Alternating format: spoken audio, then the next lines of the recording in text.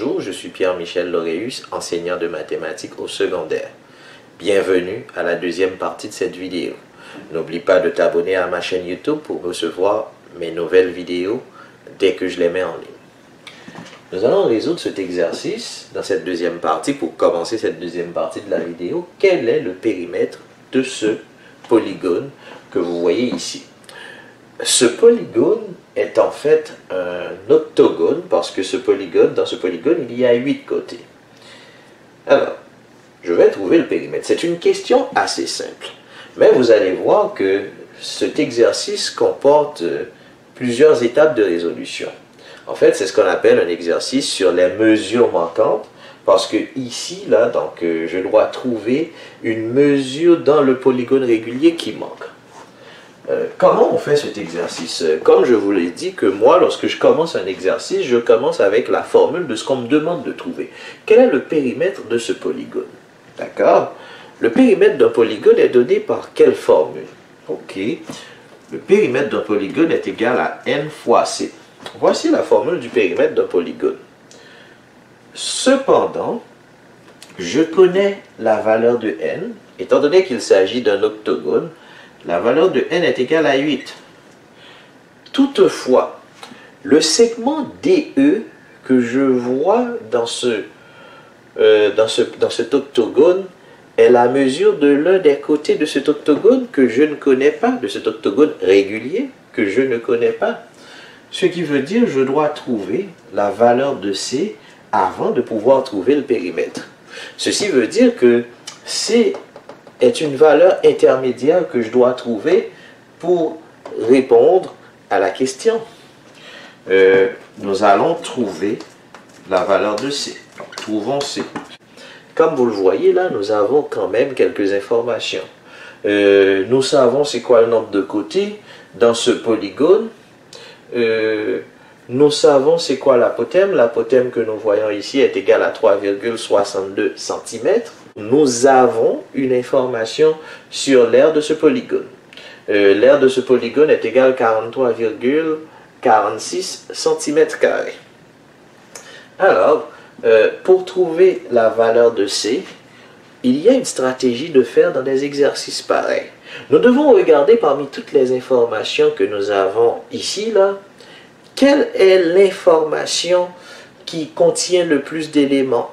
Par exemple, l'apothème, il n'y a aucune formule. L'apothème apparaît dans des formules, mais l'apothème n'est pas une formule en soi. Par contre, l'aire du polygone est une formule. Il y a une formule pour trouver l'aire du polygone. Si j'utilise l'information de l'aire, je vais pouvoir découler plusieurs éléments dans l'information de l'aire. C'est la raison pour laquelle je vais utiliser l'aire pour trouver la valeur de C. Alors, pour trouver C, je vais utiliser la formule de l'aire du polygone. L'aire du polygone va être égale à can divisé par 2. Can divisé par 2, ça veut dire tout simplement que l'aire du polygone va être égale à la mesure d'un côté que je ne connais pas. Bien entendu, c'est ce que je cherche. L'apothème du polygone qui est égal à 3,62 cm multiplié par le nombre de côtés qui est 8 divisé par 2. Lorsque j'écris cette formule, je me rends compte qu'il y a également quelque chose que je connais. Et qu'est-ce que je connais exactement? Je connais l'aire du polygone. L'aire du polygone est égale à 43,46 cm². Avec cette information que j'ai ici, là, comme vous le voyez, je viens d'avoir une équation du premier degré avec une inconnue. Pour résoudre une équation du premier degré à une inconnue, lorsqu'il y a un dénominateur, tout simplement, qu'est-ce que je fais là? Je vais réécrire pour tout ça, 43,46 est égal à... Je peux faire cette multiplication que j'ai en haut, 3,62 que je vais multiplier par 8, que je peux diviser par 2 aussi, d'un seul coup, est égal à 14,48C. Étant donné que l'inconnu c'est mon C, je dois procéder par opération inverse pour trouver la réponse. Entre le C et le 14,48, il y a une multiplication. L'opération inverse de la multiplication, c'est une division.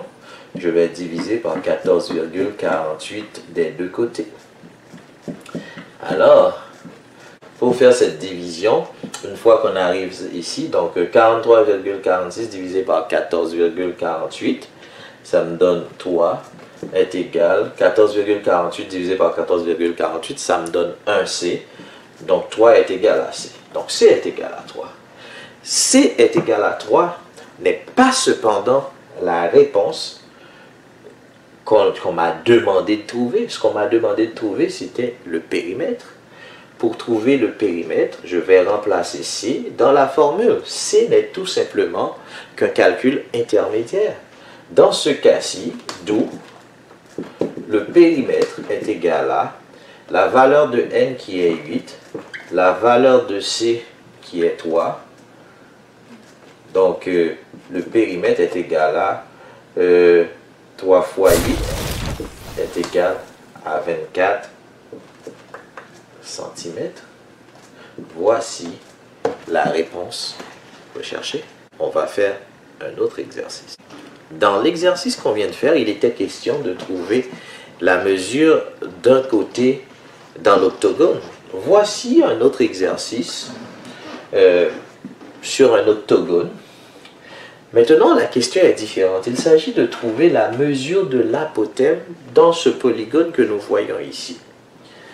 Cet exercice et l'autre exercice, c'est exactement la même logique de résolution. Ici, quand même, la question est plus directe. Cependant, vous allez voir, il faut former une équation afin d'arriver à la réponse en se servant de l'information qui nous donne le plus d'éléments. Comment est-ce qu'on fait pour trouver l'apothème dans ce cas-ci? Alors, pour résoudre ceci, comme vous le voyez, les informations que nous avons dans cet exercice sont les informations sur la mesure d'un côté de l'octogone qui est égale à 2 mm. Nous avons aussi l'information sur l'air qui est égale à 19,31 mm².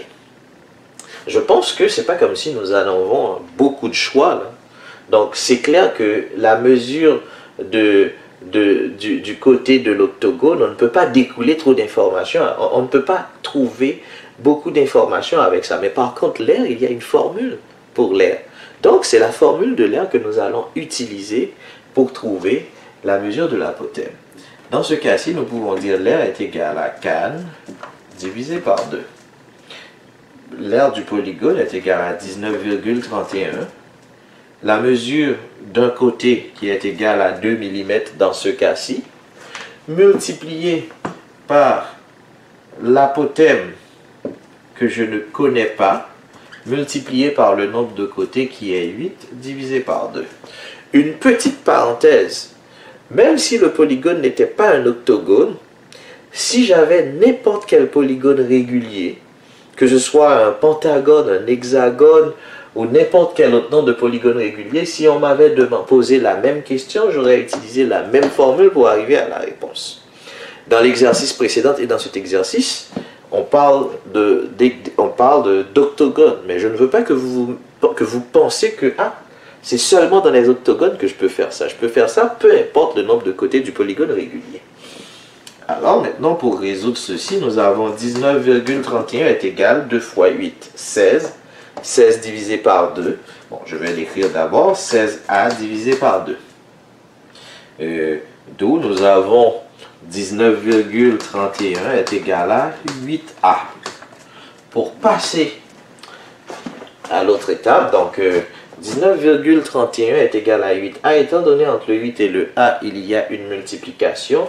Je dois diviser par 8 des deux côtés de l'égalité.